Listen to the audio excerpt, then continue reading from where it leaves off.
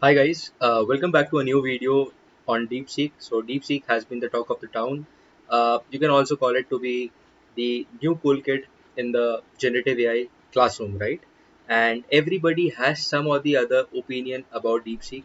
Some call it to be an overhyped AI model, whereas some say that this particular model can bring in a great shift in the AI industry, specifically in the generative AI front, and can help developers to make some cool technology or cool stuff right along the way.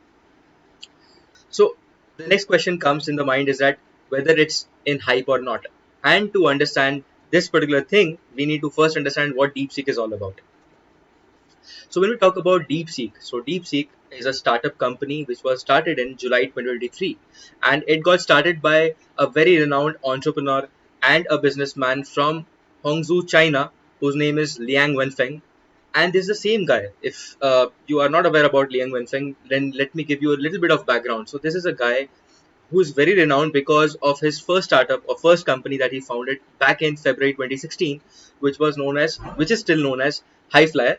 And Highflyer is a company which creates algorithmic trading, right? It creates solutions around algorithmic trading. So what I mean by algorithmic trading is that basically they create automated pre-programmed, solutions to execute orders. Basically, uh, these are solutions which cater to certain variables, which consider certain variables like value, price, quantity, in order to sort of create algorithms which are able to execute the entire orders. And this entire process is automated, right?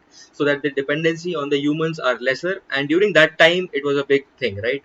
And from then till now, this particular company has been a great success. And this guy again founded a new company with few other people, I think, and that's how DeepSeek was, originated. And they have created powerful open source LLM models named as DeepSeek, right? So this company itself has created the open source powerful model that is known as DeepSeek R1 that everybody is, talking about and everybody wants to know more about as well.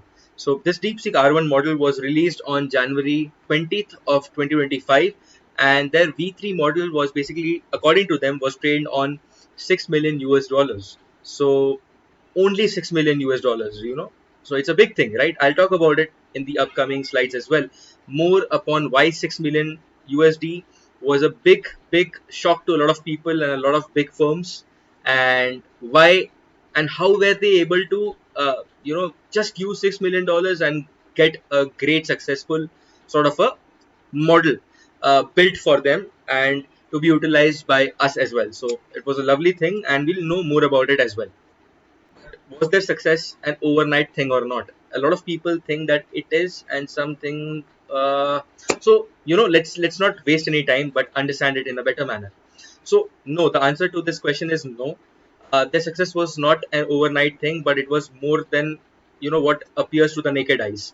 So their struggle started back in November of 2023. I'll not say struggle, but their entire enthusiasm started back in 2023. The company was founded in July 2023, and you just see the kind of dedication these guys had. They had released their first model in November of 2023, and the model was called as DeepSeek Coder, and the model, as the name suggests, it was for coding related tasks. Then came in the next model, which was called as DeepSeek LLM, released in December of 2023, and it was a general purpose LLM model. And post that, they had created further models like DeepSeek V2, DeepSeek Coder V2, Seek V3. Then we have DeepSeek R1, right? DeepSeek R1 was the one where they had a major turnaround. A lot of people started noticing them, and they got noticed because of the kind of capabilities and kind of responses that they were able to generate out of this model. The latest one that a lot of people are also interested and enthusiastic about is called as Janus Pro, which is a 7 billion parameter model. It's basically a vision model as well as a generative AI model, basically, which can create images and can generate text both at the same time. And again, it's a very big thing as well. So, how is it different from the generative AI giants or the other Gen AI giants in the industry, right? So, DeepSeek R1 model uses something called as reinforcement learning, okay?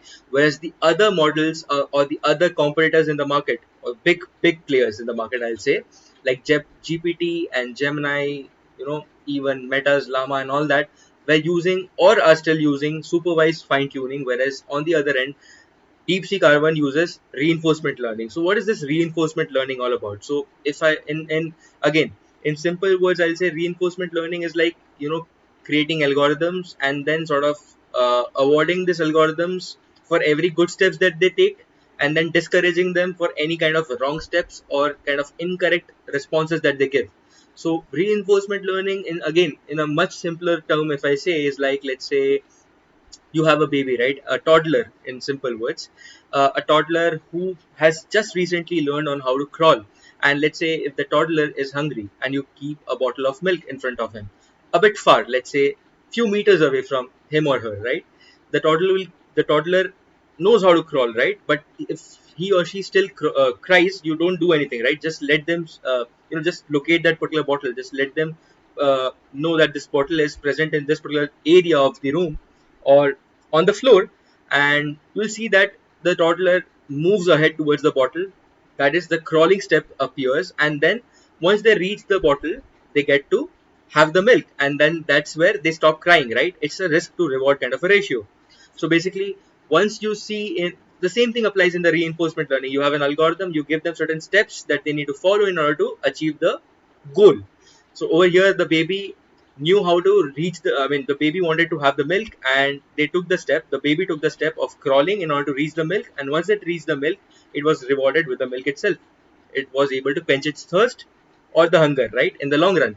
And same thing happens in the reinforcement learning, where the algorithm is awarded with certain awards, I mean, rewarded with certain things if it's able to go with the right steps, and it is discouraged or it is said that, don't take this step, it is wrong, and don't repeat the same mistake, right?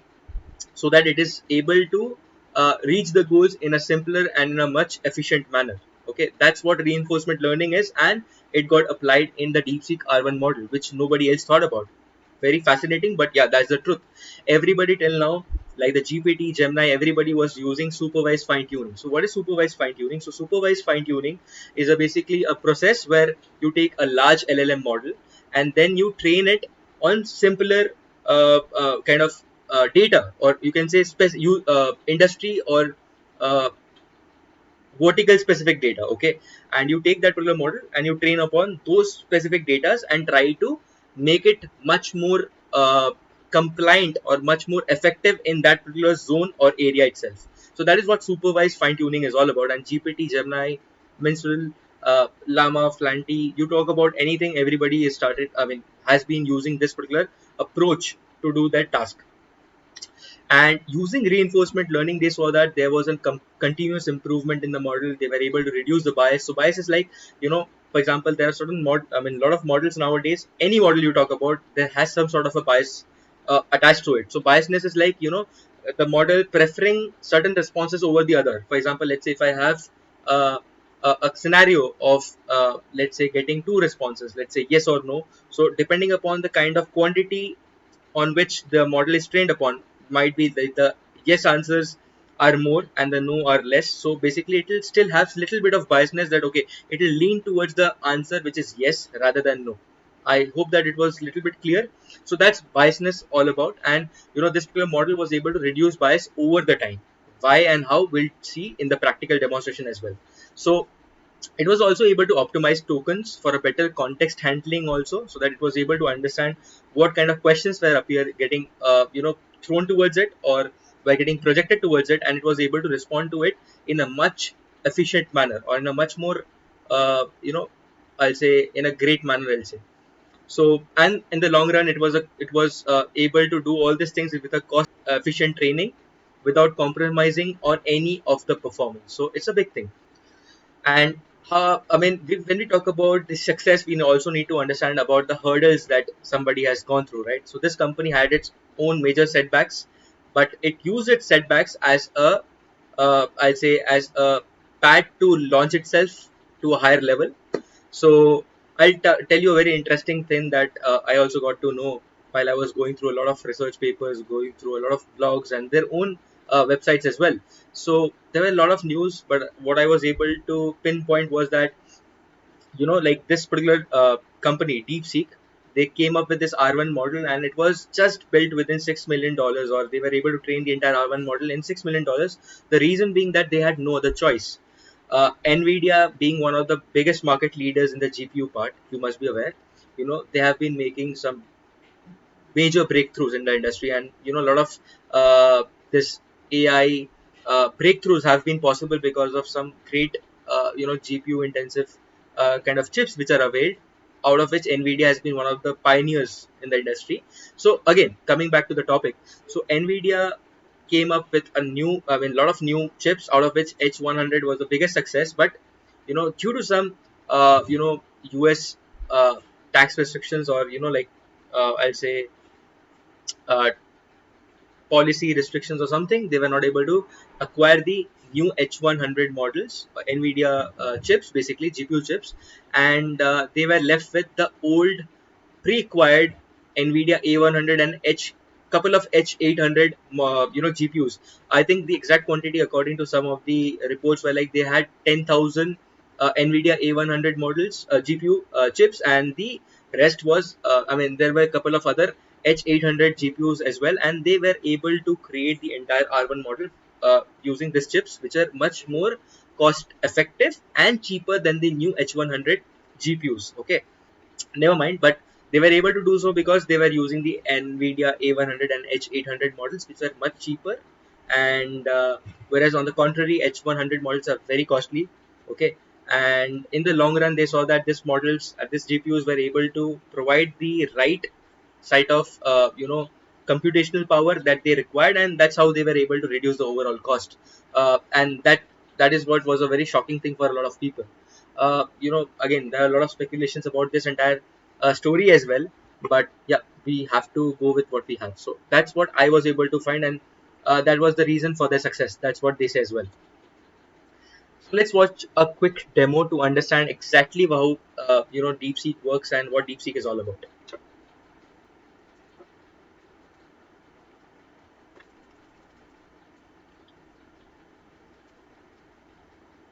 So let's click on DeepSeek, the first website that we see. So this is DeepSeek. Let me just showcase you that website first before going ahead. So this is the number of models that they have created. They show how DeepSeek V3 is better than the other versions, their own version, the V2.5 version that they had released before, and the other market leading products as well, or the LLM models as well. You'll see in a major areas it's doing pretty great compared to the other models. You'll see how. Also, just remember that the other models are created using 100 billion US dollars or USDs. The cost to create those models are much higher compared to DeepSeek. That was the reason it got so popular. You can also go through the research papers and everything to know more about it. Okay, let's see about DeepSeek chat. That's what we are all here for. So you can log in very easily using Google. I did the same. So this is how the screen appears at first. Okay, so this is a chat window. You can you can use DeepSeek. Once you use, if you want to use it, then you can click it and it will appear in blue. So DeepSeek has something called as chain of thoughts. I'll talk about it more once I showcase you a demo. Let me ask a question. uh, let's say let me ask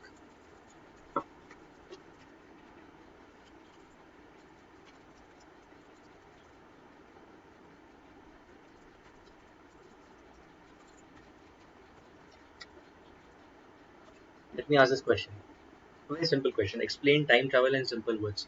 You see something no other model does. They give you this as a response. Over here it's showing thinking. So it has a chain of thought. It will start thinking about what response it is giving. It will re-verify what it's saying. Okay, it has verification, re-verification, all those kind of capabilities, and then it can generate the response. So it has a chain of thought. You know, it thinks first before responding.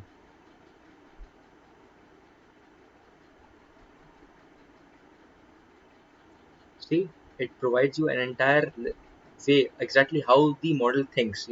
It gives you the step-by-step process and how long it took for it to respond back. It took 33 seconds, and then it came up with this response. So time travel is the idea of moving between different moments in time, like jumping forward to the future or backward to the past. Here's a simple breakdown: moving forward, so and so, so forth and so on. It was able to give you the entire chain, you know how it thought, and how was it able to come to this clear point. Let me show you what I'm talking about. Let's click on DeepSeek R1. Once you click here, uh, you know you can see chain of thoughts. You search chain, you see over here chain of thought.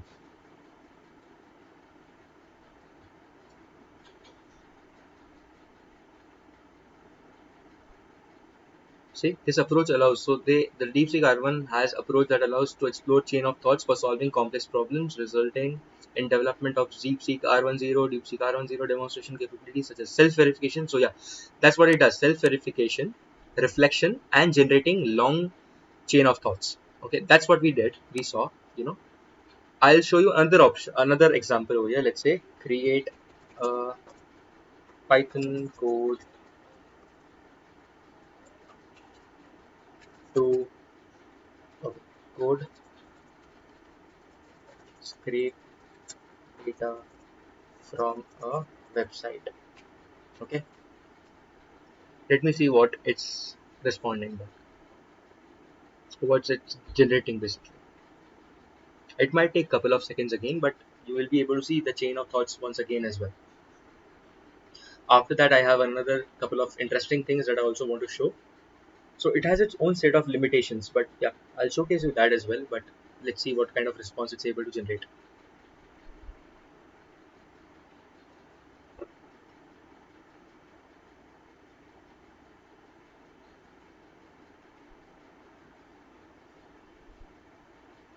So it speaks to itself, it re-verifies what it's responding back with, and then it generates what it thinks is the apt response. You can see that the model is talking to itself. It's like thinking just the way you and me do it, right? Sometimes when we are about to answer somebody, we think, right, before responding back.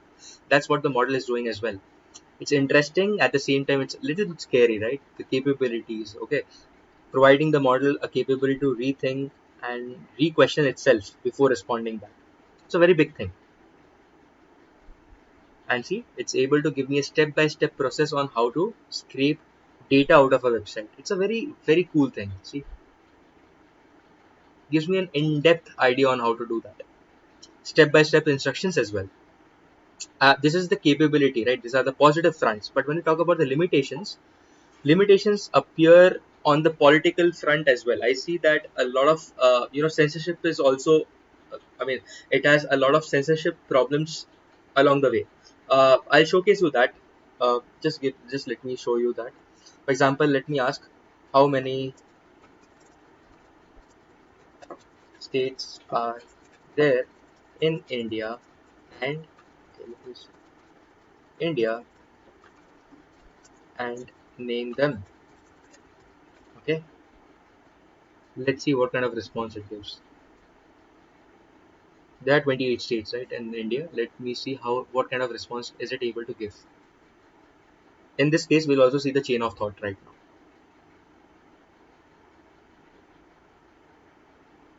Okay. Now it has understood. It is fetching the response. Okay, let the user know number of states in India. Wait, as the last information I say, India has 28 states, but sometimes there are changes like Jammu, Kashmir. Okay, it is again controversial answers. Let it be. Okay, if you couldn't find, they was trying to name.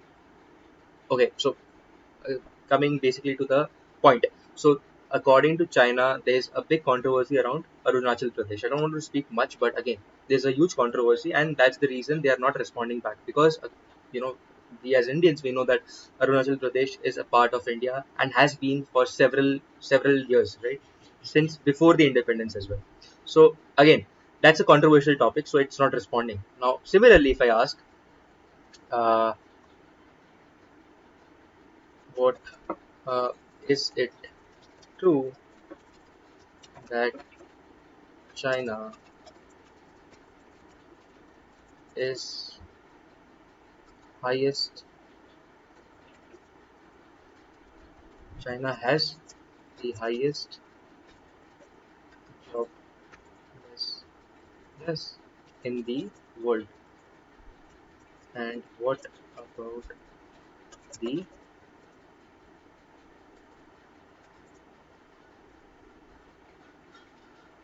uh,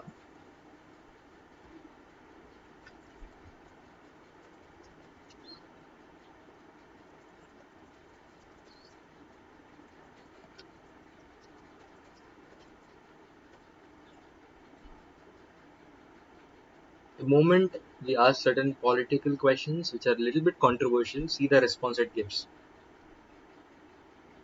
It's thinking, okay, it will respond okay, and then it will start responding back. It will at least, show the chain of thoughts. We need to read it a little bit quickly. So let's see what kind of response it's able to generate.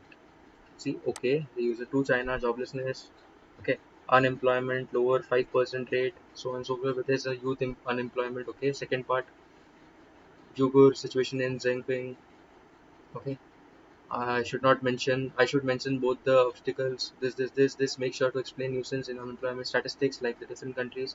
Your question touches two complex and sensitive topics. Here's a neutral answer. Okay, it's responding back. Oh, it's great, but a lot of time it does not respond. Let's see.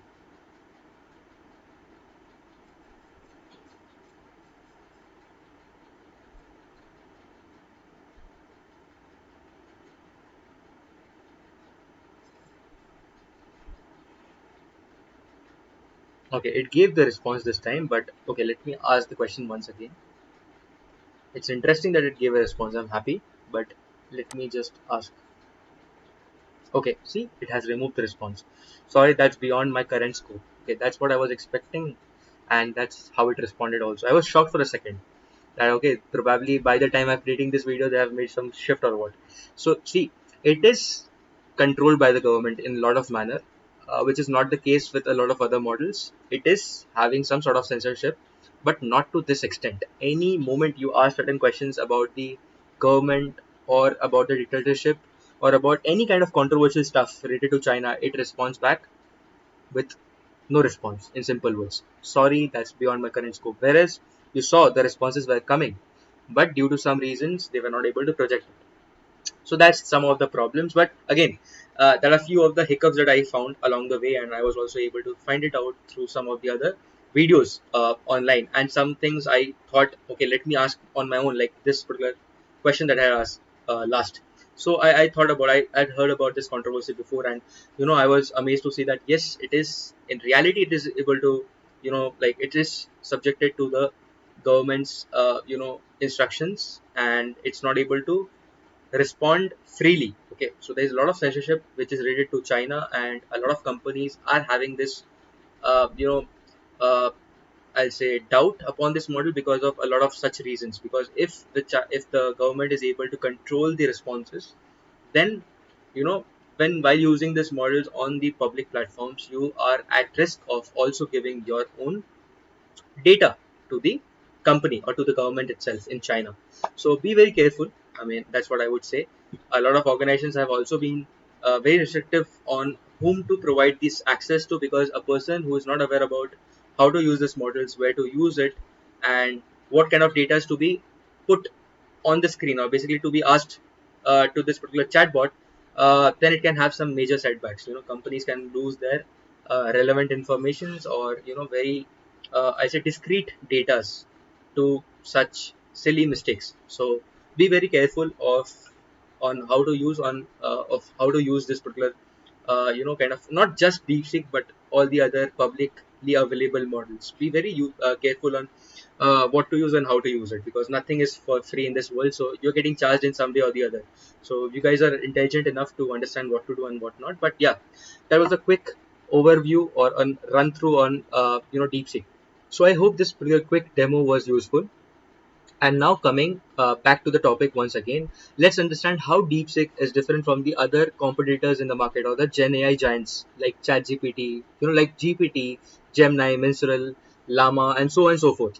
So it is different because of multiple features or reasons that I have mentioned on the screen. Starting with the training technique, so DeepSeek uses reinforcement learning, whereas the other industry giants are using supervised fine tuning. When we talk about the hardware specifications, because of a lot of constraints, DeepSeek had to stick with A100 and the H800 models. The A100 models were in huge quantities, whereas they had fewer or scarce, availability of H800 model, which is also older now.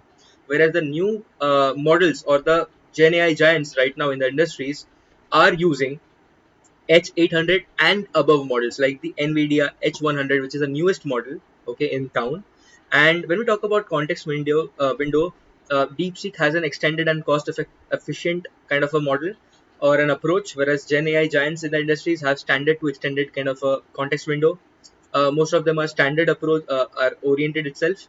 When you talk about open source, no other models in the industry are provided, in open source formats. Like, they either have distilled models, which are not exactly what it is, whereas DeepSeek has been the first model which has been very transparent, and they have already provided the entire model, okay, the entire real DeepSeek model, on Hugging Face itself. So anybody can leverage the real model and can also have experimentations on top of it. So when we talk about cost efficiency, then DeepSeek is much lower than all the other models in the industry. That's why it is popular. When we talk about censorship, you will see that DeepSeek has a very high censorship. When we talk about, it tries to be politically correct, or not even I'll say politically correct, but it becomes absolutely mute on any kind of political discussions where it finds, because it is again in China and it is China controlled, whereas other models have, I'll say, better censorship than, or a much, I'll say, a diluted censorship than what DeepSeek has to offer. When we talk about energy consumption, it is much lesser compared to any other Gen AI models or Gen AI giants. DeepSeek is much lesser because of the hardware requirements and prerequisites, which had reduced the overall cost of creating the model, and henceforth, it can be availed at a much cheaper rate or a cheaper cost to the users itself.